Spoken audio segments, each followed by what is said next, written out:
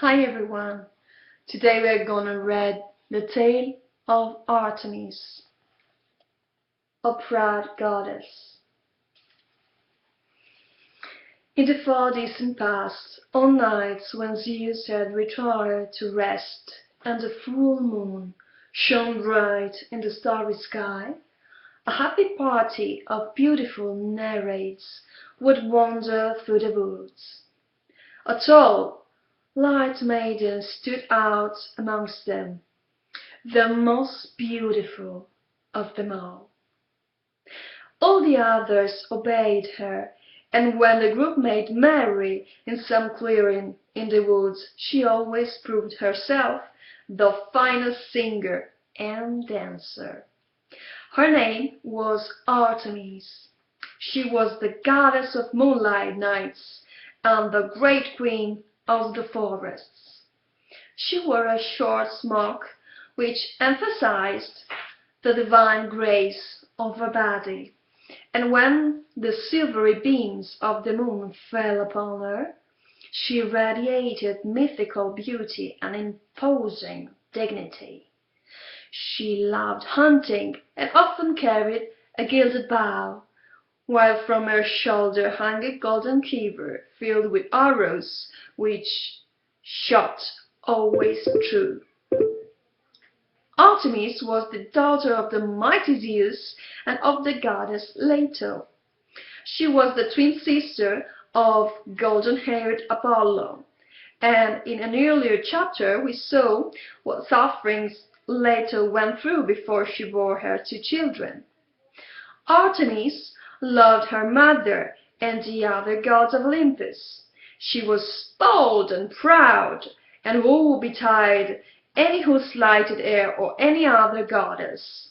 When, in spite of this, the two giants, Aloides, once dared to insult her, Artemis scorned their mighty strength and gave them the punishment they deserved. Artemis and Ephialtes, as they were called, were two sons of the giant Aloeus.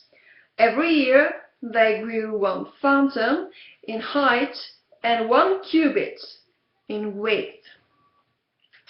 As their size increased, so did their strength, and not only their strength but their insolence too.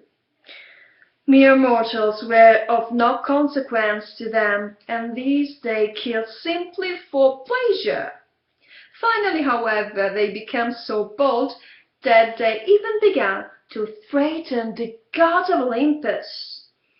"Wait till we have grown a little taller," they said, "and we shall pile Mount Pelion on Mount Ossa and reach to the very heavens themselves, and then we shall snatch Hera and Artemis away from you." The gods certainly had cause to fear this pair, for had they not chained Ares, the fearsome god of war, and kept him hidden away for 13 months? What troubled the god even more was that these two giants had been born virtually immortal, and neither god nor man could kill them.